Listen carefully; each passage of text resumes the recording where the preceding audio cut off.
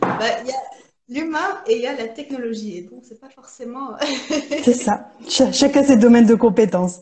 chacun ses domaines. Et puis voilà, nous, c'est quand même plus dans l'humain qu'on est focalisé. Donc, c'est tout à fait normal qu'on soit un peu plus à la ramasse. Mais voilà, on a réussi, on est là. Je ferme du coup cette fenêtre sur mon ordinateur. Il n'y a plus besoin. Comment ça va? Ça va bien. Ouais, je m'excuse du coup par rapport à ma voix. J'ai peut-être encore un peu de petits signes que j'étais malade. Et ça peut m'arriver à un moment du coup de tousser ou d'éternuer. Donc, je m'en excuse. Mais voilà, au moins je suis là parce que je me suis dit c'est quand même compliqué. J'ai dû annuler tellement de choses cette semaine. Je ne voulais pas annuler ce live avec toi. Top. Parce Bon, que si tu es vraiment, en état, c'est super chouette. ouais, complètement. Du coup, voilà, ce soir, on va parler de ce qu'on n'apprend pas à l'école, donc à savoir l'observation du cycle menstruel et la sexualité. Et la sexualité dans le sens, Très large du terme. voilà, très large du terme, et pas seulement MST et voilà, les grossesses accidentelles et compagnie. Plus de choses que ça. Bon, j'ai un truc qui me... Hop, bon.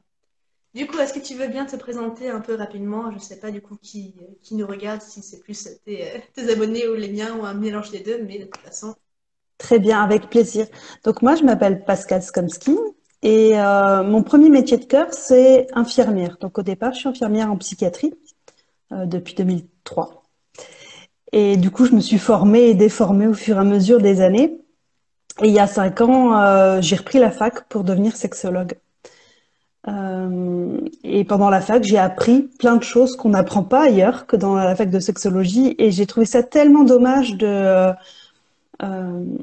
d'avoir attendu autant d'années pour découvrir ces choses-là, voilà, de la physiologie, de la natte, mais également cette notion de consentement, de respect. C'était des concepts assez flous que j'avais déjà entendu quelque part, mais qui n'étaient pas, voilà, qui étaient pas approfondis. Mais la fac, ça faisait pas assez. Donc du coup, après, j'ai continué à me former encore en parallèle. Donc effectivement, comme on a parlé, en symptothermie aussi. Et puis avec ce cycle menstruel. Et puis avec qu'est-ce que c'est le désir, qu'est-ce que c'est le plaisir. Comment on arrive à des fois se couper complètement des sensations parce qu'elles sont pas confortables, au lieu d'apprendre à savoir quelles sont les bonnes sensations et comment les proposer ou comment aller vers ces sensations-là. Et puis voilà, puis j'ai monté des ateliers avec des adolescentes. J'avais proposé avec des adolescents, mais pour l'instant ça s'est pas encore fait. Et hmm. puis avec des groupes de femmes où on parle effectivement de l'anatomie du corps, de la place de la femme, de la charge mentale aussi, parce que pour moi ça fait partie aussi de la sexualité, de quel temps j'ai pour mon couple, quel temps j'ai pour moi, voilà, quelle conscience j'ai de mon corps et quelle conscience j'ai de qui je suis. Super. Oui, oui, c'est un grand chemin et c'est vrai qu'on arrive toujours à ce moment, à ce moment de notre vie, on se dit, mais pourquoi est-ce que j'ai attendu autant de temps pour le savoir? Comment ça se fait que je ne savais pas avant? Voilà, des choses qu'on n'apprend pas à l'école. Moi, c'était pareil avec la syntothermie. J'ai dû arrêter en fait la pilule parce que je ne la supportais plus. Mon corps le rejetait. C'est mon gynéco du coup qui me disait, non, mais là, en fait, Anaïs, ce sera plus possible. Il faut trouver un autre moyen. Donc, un autre moyen, d'accord, mais pas le stérilet au cuivre parce que ce ne sera pas bien pour vous. D'accord, qu'est-ce qu'il y a? Qu'est-ce que je peux faire? Et au final, on m'a conseillé, c'est ma prof de yoga qui m'avait conseillé la syntothermie et ça m'a complètement bouleversée dans mon rapport avec mon corps, dans ce que je savais du coup sur moi-même, moi qui pensais connaître beaucoup de choses. Je me suis rendu compte qu'en fait, je ne connaissais rien. Et du coup, c'était vraiment voilà, une expérience qui m'a permis de mieux me connecter à moi-même. Justement, ce que tu disais, reconnecter à ses sensations, son corps, de savoir en fait, à force en plus, je suis migraineuse, la pilule avait aggravé ça en plus. Du coup, tout ce qui est désagréable, c'est vraiment, ah non, j'y pense pas que ce soit émotionnel, physique, voilà, c'est non. Et voilà, d'apprendre à accueillir, d'apprendre à écouter, c'est vraiment tout un processus. Et on n'a jamais fini d'apprendre. Donc c'est vraiment quelque chose qui me touche beaucoup et j'aime beaucoup du coup accompagner les femmes et les couples aussi, mais c'est vrai que c'est surtout les femmes qui comprennent hein, quand on parle de sensations corporelles, parce que bah, nous sommes femmes. Et c'est vrai que du coup, j'ai pas mal de questions pendant mes consultations de bah, voilà, la sexualité, qu'est-ce que c'est? Maintenant qu'on a une contraception dite naturelle et du coup qu'on va avoir peut-être des périodes d'abstinence, des périodes où on va se sentir un peu plus peut-être forcé de le faire, que ce soit parce que bah, justement on est plus fertile, du coup, bah, c'est le moment d'aller à gogo, où on est fertile, et si on veut un bébé, bah, c'est le moment où on y va. Et bien, il y a toujours un peu cette question de, mais qu'est-ce que c'est la sexualité? Comment est-ce qu'on se fait plaisir? On a perdu ce plaisir? Est-ce qu'on est obligé de le faire comme ça pour garder en fait la relation en vie? Et voilà, donc je trouve ça très intéressant d'être accompagnée d'une sexologue qui, au moins, a été formée là-dedans, parce que moi, tout ce que j'ai fait, quand même, ça reste théorique, ça reste assez superflu par rapport à tout ce que toi, tu as pu découvrir et travailler, et comment tu accompagnes, du coup, les femmes et les couples que tu suis. Ouais, puis je voulais rebondir quand tu disais apprendre à se connaître. Euh, je trouve ça super juste, effectivement, d'apprendre à se connaître. Mais si au départ, on n'a pas une grille de lecture de qu'est-ce qu'on doit observer ou comment on doit l'observer, en fait, c'est très, très compliqué.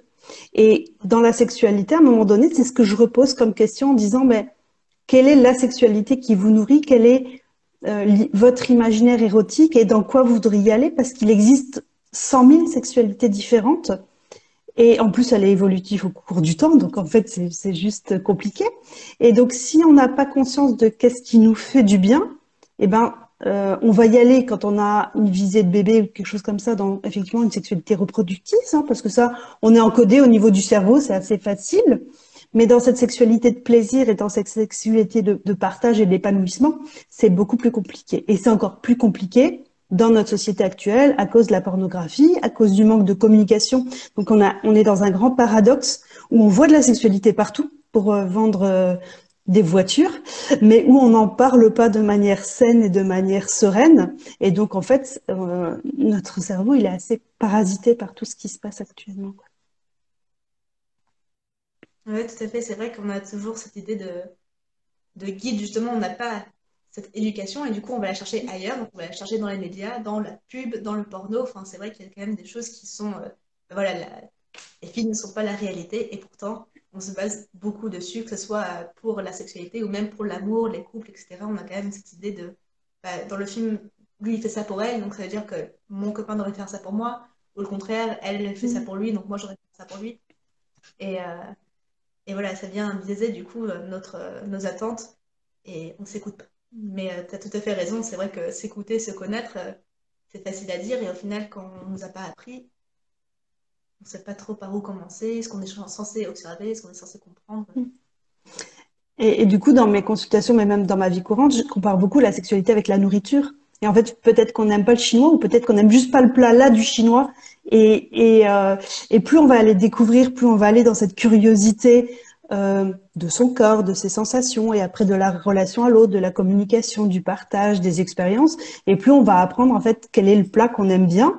Et puis, c'est pas parce que de temps en temps on mange un Quick ou un McDo ou un Burger King que pour autant on n'aime pas un bon gastro de temps en temps et que ça peut être sympa aussi de diversifier et d'élargir. Eh ouais, parfait, oui, l'analogie, mais je comprends. Moi, celle que j'utilise avec la nourriture, c'est juste, on ne mange pas de raclette si on n'a pas envie. Enfin, il faut pas se forcer. Mais c'est vrai que c'est beaucoup plus subtil, j'aime beaucoup cette imagerie, merci. Mais justement, du coup, comment savoir si on est à une vie sexuelle épanouie, si on va dans le bon chemin, si on va dans la bonne direction? Alors, du coup, je voulais juste aussi dire aux personnes que s'ils avaient des commentaires ou des questions ou quoi, voilà, qui pouvaient aussi interagir parce que ça pouvait être chouette effectivement que voilà, les personnes qui N'hésitez sont pas. présentes, elles n'hésitent pas effectivement. Euh, pour moi, en fait, il n'y a pas de bonne.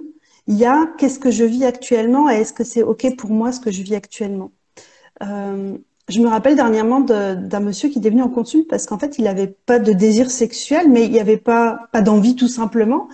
Et en fait, mais c'était hyper OK pour lui parce qu'il était surinvesti au niveau professionnel, au niveau loisirs sportifs. Et en fait, toute cette énergie de vie-là, ben, il n'était pas mis dans la sexualité, dans le rapport sexuel. Il y avait plein de tendresse, il y avait plein de partage dans le couple. Mais la sexualité, à ce moment-là, elle n'avait pas d'importance. Et donc, du coup, il est venu avec un gros problème et un gros questionnement et il est ressorti très léger en disant, en fait, j'ai pas de problème. C'est juste qu'actuellement, dans mon étape de vie, c'est OK comme ça. Et Hmm. euh, par rapport au désir d'enfant, donc je pense que tu dois le dire aussi, hein, en symptothermie, l'idée c'est pas d'avoir des rapports plusieurs fois par jour parce que là ça abîme la qualité du sperme et donc euh, en fait c'est aussi ce double paradoxe de dire oui, bah c'est pas parce que j'ai envie et que je sais ma fenêtre de fertilité que c'est à ce moment-là qu'il faut que j'y aille plusieurs fois ou qu'il faut euh, que je mette ça comme intention absolument et comme priorité. D'autant Ouais. plus que si je me focalise que sur cette envie de bébé, eh ben en fait je me crée du stress et le stress ça crée de la cortisone et cette cortisone en fait elle est antagoniste au désir sexuel. Et donc, du coup, il y a toujours cette vigilance à dire, oui, ok, cette envie, elle est présente, c'est très, très important pour moi et c'est juste, mais comment, malgré cette envie, je réussis à me garder en priorité pour moi et C'est comment ça. j'arrive à vivre tout à la fois, quoi. C'est des fois un peu dur.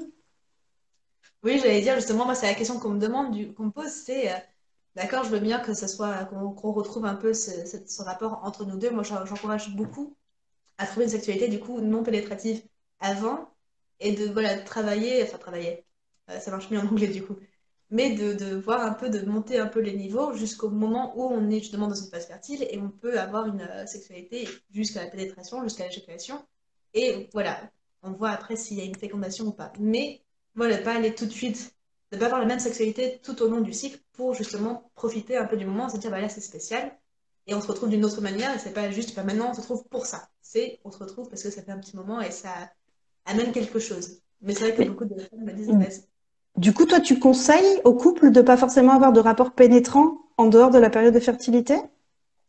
alors pas forcément, voilà, c'est ça en fait, c'est de trouver des moyens d'être sexuel sans aller jusqu'à la pénétration ou circlusion si on préfère avoir un terme plus, plus Féministe, ouais. et, euh, et voilà, et ça permet à certains couples de se dire, ok, ben là, du coup, on a un autre but, c'est se découvrir et être ensemble.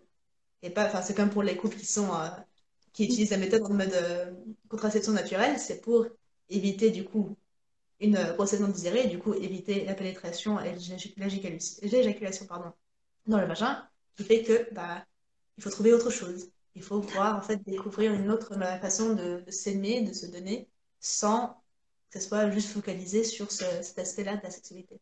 Alors, j'en parle et je le propose également, du coup, pour des accompagnements que je fais, mais du coup, je l'associe pas forcément au cycle menstruel, parce que du coup, la plupart Ouais, des ouais. personnes qui viennent me voir sont sous pilule. Mm. Par contre, du coup, moi, je suis curieuse de savoir, il n'y a pas de conséquences de stress pour l'homme parce qu'il a, entre guillemets, que le droit ou parce que c'est plus favorable la pénétration et l'éjaculation à cette période-là? Je disais, j'étais en train de tousser, du coup, j'ai pas entendu. Il n'y a pas de problème. Du coup, je me pose la question par rapport au stress de l'homme et à sa capacité d'avoir une érection et d'éjaculer.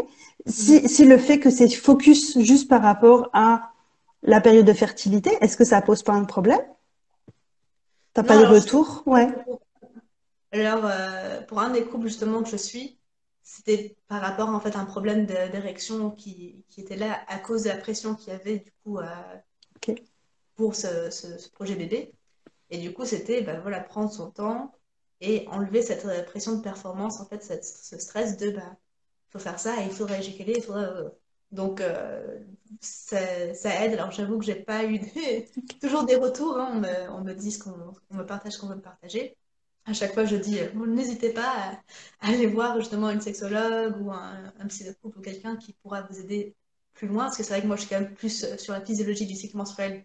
Donc, je donne des pistes et je donne des idées, mais pour aller plus loin, c'est toujours mieux d'aller voir des professionnels qui sont eux aussi spécialistes dans leur domaine. Mais c'est vrai que j'ai eu quand même de bons retours par rapport à ça, à cette question d'enlever la pression de la pénétration à chaque fois, d'enlever ce côté sexualité égale pénétration, circlusion, enfin voilà. Tout à fait. Donc, Oui, oui. Parce que c'est comme voilà, comme on l'a introduit, c'est tellement plus large que ça que plus on apprend à élargir, bah de nouveau, comme plus on apprend à élargir son champ d'expérimentation et plus en fait, en plus, ça devient savoureux, quoi. oui, c'est ça, complètement. Il ne faut pas avoir peur d'être curieux, pas se Non. limiter à ce qu'on connaît déjà. Super. Mais du coup, justement, le cycle menstruel, c'est vrai que moi, c'est mon domaine d'expertise, hein, du coup. Et donc, je vois des femmes par rapport donc, à la contraception naturelle et pour favoriser une conception. Donc, on parle toujours à un moment de fertilité dans le sens bébé ou pas bébé. Et donc, il y a toujours cette question, ok, alors, comme je disais, comment est-ce qu'on fait quand on est fertile et qu'on veut pas un bébé. Et du coup, bah voilà, moi j'ai cette idée de sexualité sans pénétration. Est-ce qu'il y a d'autres moyens? Voilà, je sais qu'il y a aussi des couples qui sont en longue distance, ou qui font des choses où voilà, ça ne change rien en fait au terme de risque, mais ça change par rapport au désir qui peut être plus élevé chez la femme. Les femmes en période ovulatoire, ça y est, elles ont un peu plus cette envie d'être proche de leur homme, de leur mec, de se dire, ok, bah, il y a quelque chose. Et comment est-ce qu'on fait du coup quand on est frustré, entre guillemets, que voilà. Bah, du coup, ah, je trouve plus le mot. Barrières. Des moyens barrières, il y en a plein. Donc, tout Mm. d'abord, il y a celui qu'on connaît le plus facilement, c'est effectivement le préservatif masculin. Il existe aussi un préservatif féminin qui est un peu plus compliqué, qui fait un peu plus de bruit, mais voilà, qui existe. Il existe des diaphragmes, du coup, qu'on met dans le fond du vagin. Et il existe des éponges et des spermicides qui vont du coup détruire les spermatozoïdes. Donc tout ça, en fait, c'est des méthodes qu'on peut utiliser si vraiment, à un moment donné, la pénétration est quelque chose d'important ou nécessaire ou de l'envie. Et donc du coup, effectivement, tout ça, ça peut être utilisé en plus dans la sexualité. Et plus c'est utilisé comme un jeu ou comme quelque chose de ludique, et plus en fait, justement, il n'y a pas ce stress de rajouter quelque chose euh, parce que c'est médical, parce qu'il faut ou parce que voilà, et en fait, et plus c'est facile à l'utiliser en fait, et ça coupe pas la sexualité. Ouais.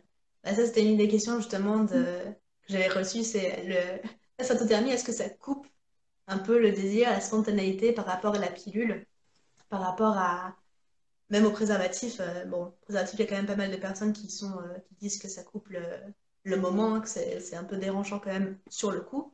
Mais j'ai eu des retours comme quoi bah, la symptothermie, quand même, ça enlève ce côté, on peut le faire quand on veut, on n'a pas besoin d'y réfléchir, on n'a pas besoin de préparer et d'organiser. Du coup, c'est toujours intéressant pour moi de voir est-ce que tu as ce même retour, enfin voilà, comment ça se passe pour toi, à ton avis. Alors, moi, j'avais lu pas mal de choses par rapport à la pilule, justement, pour savoir si réellement la pilule avait un effet ou pas sur le désir.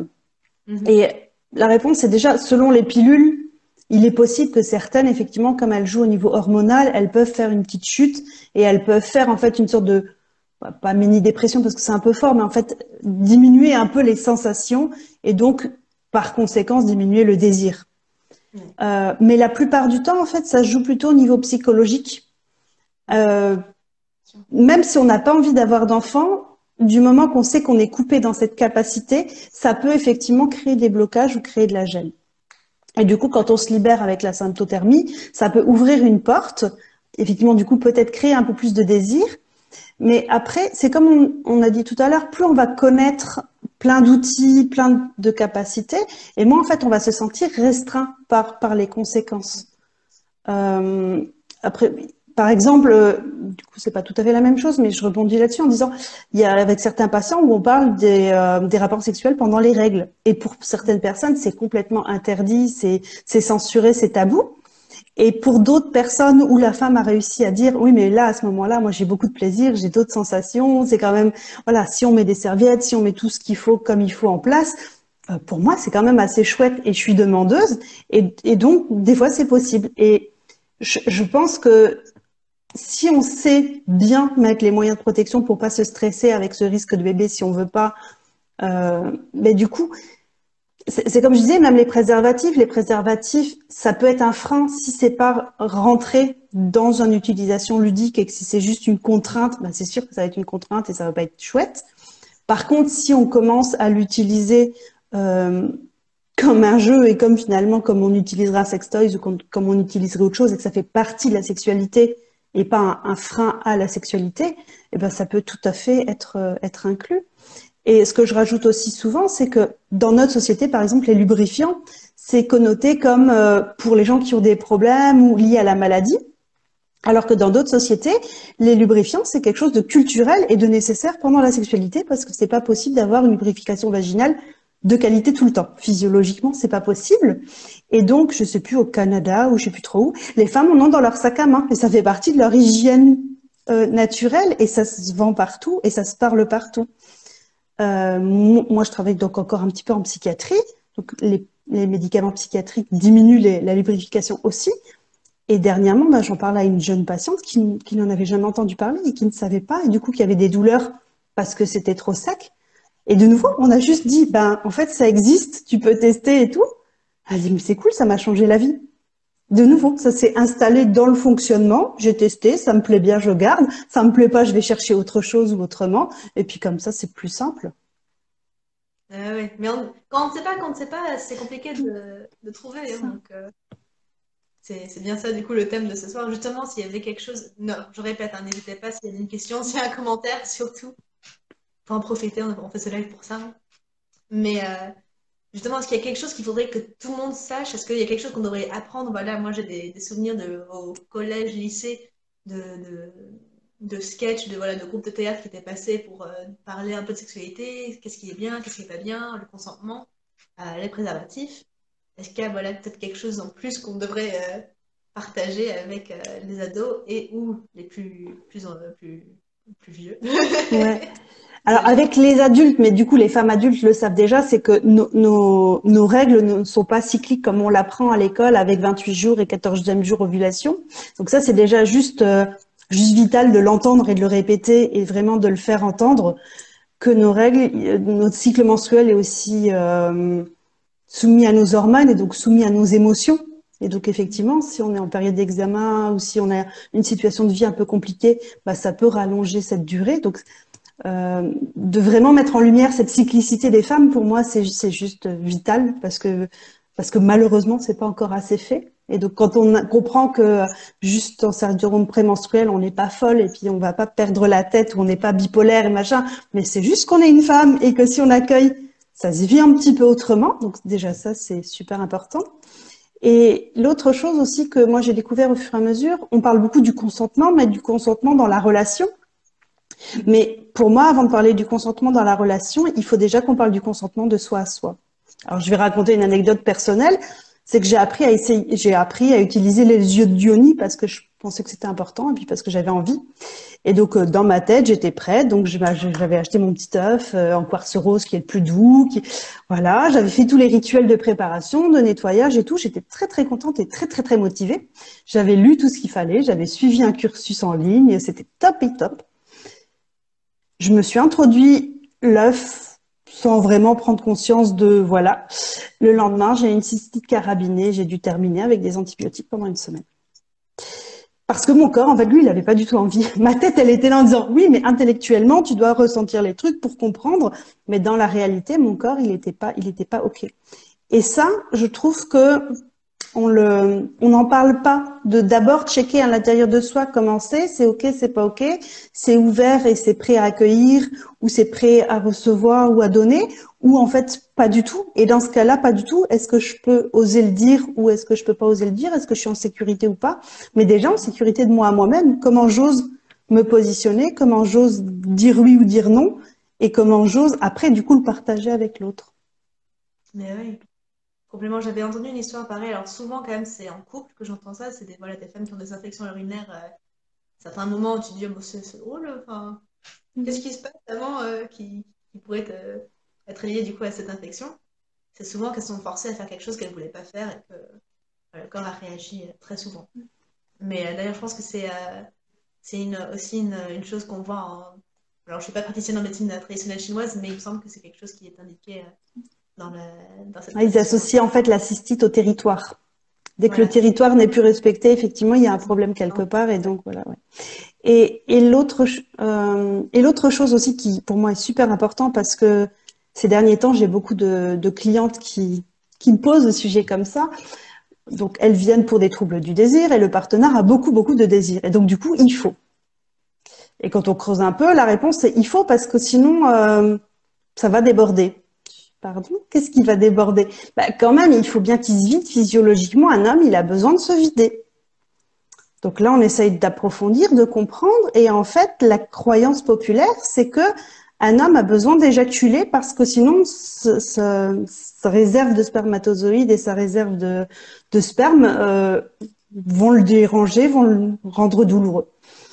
Et donc là, j'explique assez simplement qu'en fait, la nature est assez bien faite et que si l'homme n'éjacule pas, Donc déjà, c'est juste les spermatozoïdes qui vont se dégrader en fait. Donc ils vont rester dans les testicules et ils ont une durée de vie.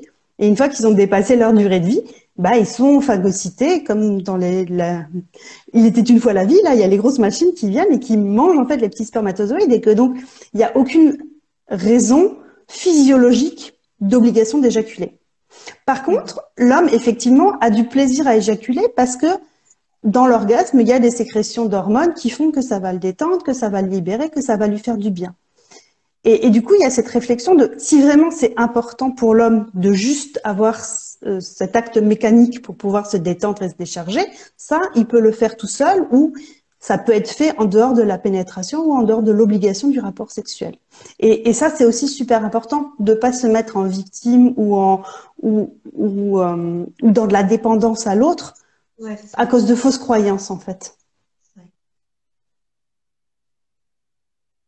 Oui, parce que Est-ce que du coup, les gens qui sont là ont déjà entendu d'autres fausses croyances ou est-ce qu'ils ont déjà entendu un peu des histoires comme je viens de partager ou pas, ou peut-être.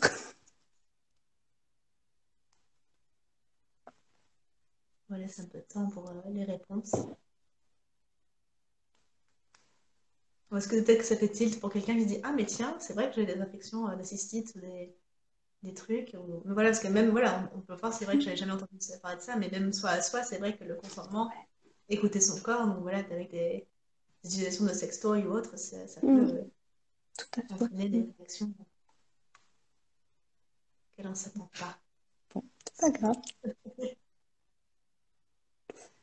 Et donc, ouais, déjà ces trois éléments-là, effectivement, si c'était partagé en bienveillance au collège, euh, ou même plus tôt, hein, moi, à un moment donné, je voulais aller en maternelle ou en primaire parce que pour moi, cette notion de respect du corps, cette notion de distance, en fait, il existe une sexualité infantile qu'on parle très peu. Et cette sexualité infantile, elle existe déjà in utero. Donc c'est quand même assez intéressant à savoir que déjà in utero, en fait, le bébé a des sortes de gestes masturbatoires avec des orgasmes physiologiques. Donc c'est pas du tout lié à de l'excitation ou c'est pas génitalisé comme nous on se le représente dans notre tête, mais il y a eu des échographies qui ont été faites en voyant des petites filles et des petits garçons avoir des gestes masturbatoires. Et par la suite, en fait, on va découvrir notre corps parce qu'on va le toucher. Et en fait, l'enfant est curieux par nature, et donc il va venir dans une exploration déjà de la bouche, et puis après finalement du reste du corps. Et puis comme le gland et le clitoris sont hyper vascularisés et plein de terminaisons nerveuses, bah c'est normal qu'à un moment donné, ça va s'arrêter à cet endroit-là parce que c'est chouette, parce que ça fait du bien comme sensation et c'est cool. Et après, en fonction de ce qu'on entend comme comme commentaire ou comme sensation autour de nous, et ben du coup, on va s'autoriser à le faire de manière très pudique dans un coin de sécurité, ou alors ça va censurer, ou alors je vais l'utiliser pour provoquer l'adulte ou pour faire réagir un peu autour de moi. Et donc je trouve que voilà, déjà finalement, que dès que les mots peuvent commencer à être mis, et ben c'est super important de pouvoir mettre des mots et pouvoir expliquer. Et je comprends, mais je suis toujours un peu dérangée quand en maternelle, on cite les yeux, le nez, la bouche. Mais en fait, là, c'est une zone noire où alors on va te dire des mots euh, qui viennent d'un langage un peu infantile, un peu imaginé, alors que la main, on va pas l'appeler la mimine, quoi. Ouais. Non, mais il y a un tabou avec voilà, les enfants en sexualité. Toujours, ça part toujours d'une bonne intention, j'ai l'impression, hein, de vouloir protéger l'autre, protéger la société, protéger. Et au final, bah, on grandit avec beaucoup ça et on n'adapte pas le langage. On peut en effet, si on le souhaite, changer les mots, mais au bout d'un moment, il faut quand même mettre les bons mots sur les bonnes parties du corps, sur la physiologie, sur l'anatomie. Enfin, au bout d'un moment, on ne peut pas arriver à 40 ans en parlant toujours de Z. Enfin, bon. Oui, et dernièrement, j'ai fait des cours en école d'infirmière où alors on sonde et on est dans l'anatomie. Et même là, c'est super compliqué parce que le vagin s'est mélangé avec la vulve. Et finalement, le trou de l'urètre, oui, on va le voir quand on va sonder. Mais quand je propose de visualiser sa propre anatomie, et ben en fait, on ne sait plus le mettre. Mais moi, la première, hein, j'étais dans le même cas où effectivement, à l'époque, je sondais machin chose. Et puis j'ai fait cet exercice de visualisation et puis de dessin. Et en fait, je savais pas me dessiner. Ce clitoris qui est revenu que dans les bouquins d'anatomie depuis 2019, comme c'est juste, voilà. Voilà, il y a encore plein de choses à travailler. Il y a Lucie qui dit que ça la rassure par rapport aux infections urinaires. Bah oui, parce qu'en fait, juste notre corps, il vient nous raconter des trucs et le problème, c'est qu'on n'a pas appris à l'écouter et on n'a pas appris à traduire qu'est-ce qu'il voulait nous raconter. Et donc, c'est pour ça qu'il est important aussi de trouver des professionnels qui ont cette ouverture de pas juste mettre du somatique et de juste un peu ouvrir de temps en temps, peut-être pas tout le temps, trop réfléchir, ça, voilà, mais de temps en temps de pouvoir dire, bon, bah alors je check, là je viens d'avoir un symptôme, est-ce qu'il y a quelque chose qui a changé ou est-ce que c'est pareil qu'avant? Et s'il y a quelque chose qui a changé, est-ce que c'est OK pour moi? Est-ce que j'étais pas trop fatiguée aussi? Est-ce que j'ai au niveau du cycle menstruel aussi? Parce que si je suis dans une période où je suis au niveau hormonal plus bas, bah du coup, je risque d'avoir des sécheresses et du coup, je risque de faire des infections par derrière parce qu'il y a plus de frottement, parce qu'il y a plus de tout ça. Enfin, il y a plein de réflexions à poser, effectivement. Ah, c'est sûr. Et ça, on voit avec le temps, en fait, à force, si ça revient, on voit les tendances, on dit, ok, donc ça arrive à ce moment-là du cycle, ou après tel événement, ou après telle émotion. Enfin, il y a toujours des choses, et c'est avec le temps, en fait, à force de le marquer, de le noter, on apprend à se connaître. C'est vraiment quelque chose, alors ça, ça m'a fait un peu rire cette semaine, du coup, parce que j'étais malade, et je voulais pas être malade, bien sûr. Et du coup, j'étais très impatiente avec ce mal de gorge pharyngite qui voulait pas partir. Et je me dis, bon, ben voilà, c'est un peu ce que je dis toujours à mes consultantes, être patient, ça viendra avec le temps, la physiologie, ça, voilà, le corps a son rythme et on peut pas le brusquer. Je dis, ok, je peux pas le brusquer et en même temps, je suis en train de me dire, ok, qu'est-ce que je peux faire? Manger plein de miel, prendre du thé, donnez-moi quelque chose. Mais au final, il y a vraiment que le temps qui peut venir nous donner les réponses. Donc, Ouais, puis le temps, tu viens de soulever quelque chose d'intéressant aussi. C'est c'est aussi l'importance de noter les choses. Pareil, ça on n'apprend pas trop, mais si on prend le temps régulièrement de faire un peu le check et puis de noter les émotions de la journée ou de noter à quel moment dans le cycle on est, et ben du coup ça nous donne plein d'infos super utiles. Ben justement pour comprendre ce dragon là qui est à l'intérieur de moi qui est en train de tout remettre en question et ah bah ouais c'est juste que dans 2 3 jours j'ai mes règles, oh c'est bon je vais me calmer en fait je l'accueille puis il est cool en fait il est rigolo quand je sais le prendre avec la distance alors que quand je suis dedans j'ai juste envie de tout remettre en question et de tout arrêter et puis d'aller dans une grotte et puis de pourrir la terre entière parce que c'est trop compliqué.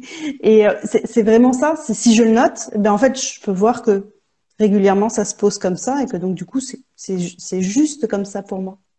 c'est juste ça. Oui, oui, parce que c'est vrai que le nombre de femmes qui me disent au début, quand elles ne connaissent pas encore leur cycle menstruel, qui me disent, je suis comme ça, mais après mes règles arrivent, elle me dit, ah bah c'était ça. Et tu dis, bah au bout d'un moment, il faut mettre quand même les deux ensemble et se rendre compte que bah, ça veut dire que les règles arrivent.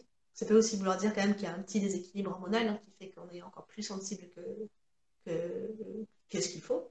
Mais voilà, savoir accueillir et savoir que c'est normal. En fait, le côté normal, ça prend tellement d'ampleur dans nos vies, on se dit, parce que voilà, quand on n'est pas bien, quand on est irritable, quand on en veut à la terre entière, on se dit, mais j'ai pas envie d'être comme ça, pourquoi je suis comme ça? Mais c'est vraiment, donc on est fâché, et après on est encore plus fâché parce que bah, on se rend compte qu'on est fâché pour rien, et on se dit, mais comment ça se fait que je suis ce côté un peu déraisonnable, c'est, voilà, si on se prend le bac avec son copain, on se dit, mais pourquoi est-ce qu'il est avec moi? Parce que franchement, je suis pas sympa, et en même temps, on va pas lui dire que je suis pas sympa.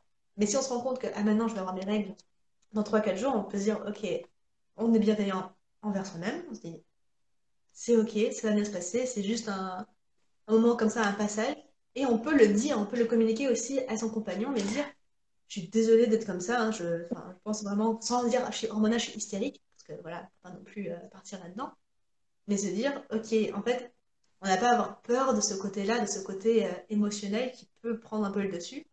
C'est juste que, bah voilà, je suis à un moment dans mon cycle où c'est un peu plus compliqué. Mais ce qui est rigolo quand même, c'est que moi je travaille beaucoup avec des hommes et en fait ils nous connaissent mieux que nous on se connaît. Et régulièrement, en fait, de temps en temps, je parle du cycle menstruel avec les hommes et eux, ils comprennent très bien et ils le savent, en fait, quand on va avoir notre règle. Et ils sont assez drôles parce qu'ils sont très, très pertinents comme ils sont dans la relation et du coup, dans l'observation. Et ils pensent qu'on le sait. Et ils pensent qu'on comprend les choses aussi bien qu'eux. Alors que eux sont observateurs de notre fonctionnement et de nos réactions. Et quand je dis, mais la communication, c'est juste l'élément principal, parce que si vous pensez que je pense que peut-être il va penser qu'il va le faire, eh ben déjà, je suis pas sûre que ça va être fait, et en même temps, je suis pas sûre que ça va être fait de la manière dont j'aurais envie. Et dès qu'on remet un peu de communication là-dedans, eh ben ça apaise tout en disant, Ah ouais, mais moi je le savais. Ben moi je le savais pas, mais maintenant que tu me le dis, effectivement, je m'en rends compte et qu'est-ce qu'on peut faire? Ah ben alors là, j'ai juste besoin en fait que tu m'accueilles dans mon moment le plus terrible où je suis pas très cool, mais ben il y a pas de problème. Si tu me le demandes, je peux t'accueillir. Par contre, si je m'en prends plein la tête mais que je comprends pas pourquoi, parce que toi tu ne comprends pas pourquoi, alors ça marche pas. Et donc oui, il y a cette observation, il y a déjà les éléments de quoi observer, il y a l'observation et après il y a la communication avec le partage de comment on fait, de quels sont mes besoins, de quels sont tes besoins et de comment on arrive à trouver un équilibre là-dedans. Exactement. En sachant que de toute manière, chaque cycle est unique. Donc déjà, chaque femme est unique. C'est bien la beauté du monde, hein. Chaque personne, chaque femme est unique. Et chaque cycle est unique. En fait, on parle souvent on compare le cycle menstruel aux saisons de l'année, hein, donc l'hiver, printemps, été, automne. Mais en fait, chaque année, c'est pas les mêmes saisons. Enfin, même si les mêmes saisons arrivent, c'est pas les Ah hivers non, de la mon même saison. Mirabellier, il donne qu'un an sur deux, hein, de toute manière, on le sait très bien ici en Lorraine. Non, mais c'est juste, c'est tellement juste ton image de dire, mais effectivement, oui, nous on nous dit que voilà, non, les arbres ils donnent pas la même quantité de fruits en fonction des saisons, mais aussi en fonction de comment la saison d'avant était passée, quoi. C'est juste, ouais. Donc, il y a beaucoup de choses, voilà, il faut vraiment être à l'écoute et c'est vraiment des choses qu'on nous apprend pas à l'école. Ouais. On nous formate et c'est vrai qu'on n'a pas beaucoup moins. Enfin, j'ai l'impression dans d'autres cultures, on est un peu plus ouvert, un peu plus sur ce côté. Voilà, on rentre un peu dans cette mode maintenant de parler de méditation, de yoga, de reprendre Des voilà, émotions. contact avec ses émotions, voilà, son corps. Hein, mais quand je dis corps, c'est vrai aussi que les émotions en font partie. De nommer ses émotions et du coup de faire attention aussi avec les enfants. On parle un peu plus des émotions des enfants et accueillir les émotions des enfants pour accueillir ensuite. Et du coup, pour rebondir, ça me fait penser, donc je t'ai dit, j'ai fait plusieurs ateliers avec des jeunes filles de 9 ans. Mm. Euh, dont certaines sont déjà réglées. Hein. À 9 ans, il y a pas, quelques petites puces qui ont déjà leurs règles, qui sont déjà dans la mise en place du cycle. Et c'est rigolo parce que moi, du coup, j'avais un peu orienté sur la physiologie, sur l'anatomie, sur expliquer le cycle menstruel, le sang. Et puis d'un seul coup, il y en a une qui est venue effectivement avec ses émotions en me disant mais moi, des fois, je suis dans mon lit et j'ai juste envie de pleurer. Je sais pas pourquoi j'ai envie de pleurer parce que la journée, elle était bonne et je me sens pas bien. Et du coup, on a accueilli tout ça en disant, bah, ça fait partie effectivement de notre cyclicité et ça fait partie de comment on peut être des fois débordé par l'intérieur et qu'on comprend pas parce qu'à l'extérieur, c'était pas si mauvais que ça la journée. Et je trouvais que c'était tellement juste qu'elle vienne le poser là, Oui, euh, avec toute sa douceur et avec toute sa naïveté comme ça, c'était vraiment très beau. Et de dire effectivement, bah, t'as le droit. Et puis, qu'est-ce que tu pourrais faire euh, pour que ça soit OK pour toi de le vivre. Et donc finalement, elle a terminé par dire, bah, si je dessine, en fait, bah, je peux évacuer cette tension-là dans mon dessin. Et puis en plus, bah, comme ça, les autres, ils peuvent voir ce que je ressens. Et c'était vraiment super chouette. ah. C'était chou. Ouais, c'est magique quand même d'arriver à ce moment, enfin, de trouver une solution à quelque chose qui nous met mal à l'aise, enfin voilà, qui est compliqué à vivre, donc c'est touchant. Il y a, je pense que je vais écorcher ton nom, mais tant pis, Natissar, qui dit qu'elle a été mise très jeune sous pilule parce qu'elle était irrégulière.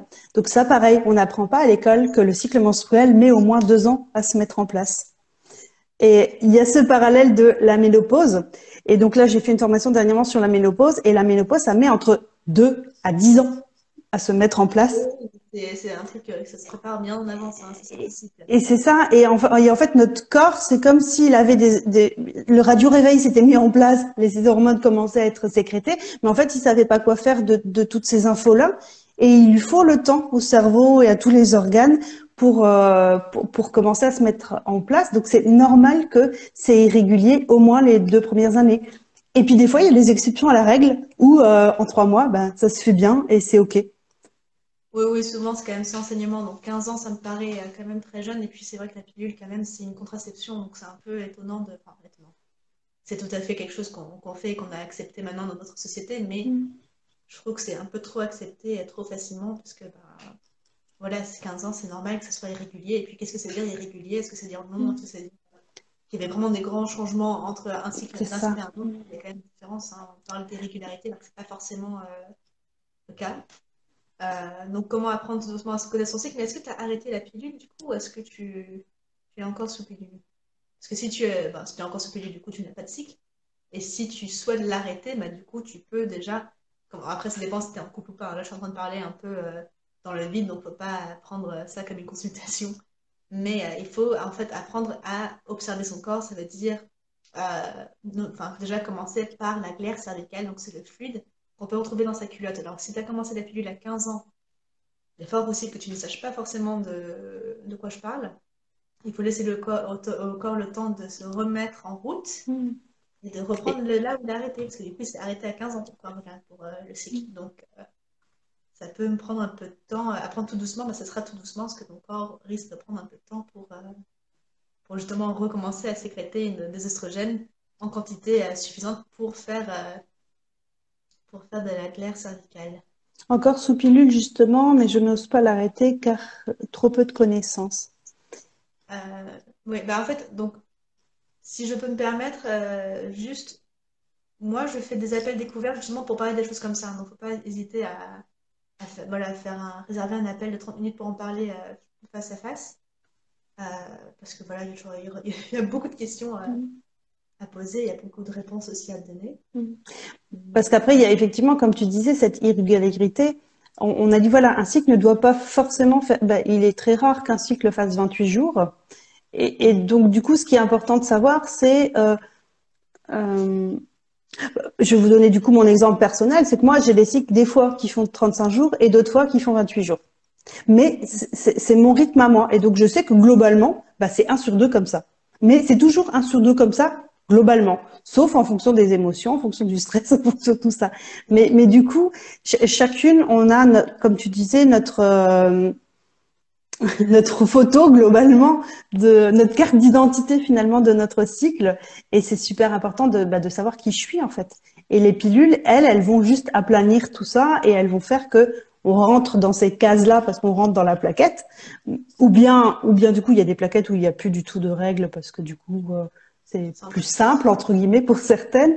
Mais il y a aussi tout l'intérêt des saignements et des menstruations avec ce nettoyage du corps, avec du coup cette libération des hormones qui a circulé pendant tout le mois dans notre corps. En fait, il y a plein d'intérêts quand même à être une femme cyclique et avoir des règles. Oui, avoir ses règles et même avoir ses hormones, hein, on est quand même Ouais. très. Enfin, il y en a besoin. Bref, je peux pas trop cracher sur la pilule parce que vu que je l'ai prise pendant plus de 10, enfin, pendant 10 ans, c'est vrai que. Et je l'ai prise aussi en continu à la fin. Donc, c'est parce que voilà, je faisais partie de ces femmes qui se disaient oh, génial, plus de règles, je suis libre, je peux maintenant être pleinement femme parce que je peux être comme un homme. Et tu te dis, bah, on est là. Petit contresens. Oui, mais de nouveau, à l'école, on n'a pas appris qu'est-ce que c'était ce sang, on n'a pas appris comment l'accueillir, comment pas le vivre dans la douleur, on n'a pas appris des méthodes pour justement gérer les contractions quand elles viennent, on n'a pas appris euh, que ça ne devait pas être forcément hyper douloureux. Et donc, du coup, ça aussi, c'est tout un travail qu'on doit refaire. Et il y a des super accompagnements maintenant de flux libre menstruel, voilà, de- d'accompagnement de son sang, de compréhension de ses règles. Il y a effectivement plein de choses à faire pour comprendre qu'est-ce qui s'y passe et comment le vivre. C'est sûr. On va peut-être pas trop tarder parce que je sais que pour les lives, quand ça dure trop longtemps, on perd pas mal de monde et on Mais perd c'est aussi. pas grave, on refera avec plaisir. Mais Et ouais, du coup, si les gens ont des questions, ils peuvent nous les envoyer en privé et puis on peut aussi répondre ou on peut refaire un live peut-être plus particulier sur un thème plus précis. Ça sera avec grand plaisir, voilà, de partager, d'échanger et puis ouais, moi, ça me met en joie de pouvoir effectivement partager. de partager au plus grand nombre, hein, ouais. C'est pour ça qu'on est sur Instagram. Super, eh bien, merci beaucoup Pascal. Merci. De toute manière, donc voilà, donc si vous avez des questions, n'hésitez pas à aller voir Pascal sur son Ouais, compte super. Instagram. Moi, vous pouvez aussi me voir sur mon compte et sur le lien dans ma bio pour prendre rendez-vous justement si vous avez des questions, que vous voulez passer un peu plus de temps en face à face. Sinon, voilà, les questions par Instagram, ça passe aussi, ou pour un prochain live ou des idées de thèmes. Ouais, ouais, ouais, peut-être plus approfondir certains sujets ou certains Voilà, puis à deux, voilà, c'est assez dynamique, c'est assez chouette. Et puis voilà, n'hésitez pas. Ouais. Et puis très bonne soirée à tout le monde alors. Belle soirée à tout le monde. Merci d'avoir été là. Merci encore à Pascal. Et à Bah, très merci bientôt. de l'invitation. Avec plaisir. Bye.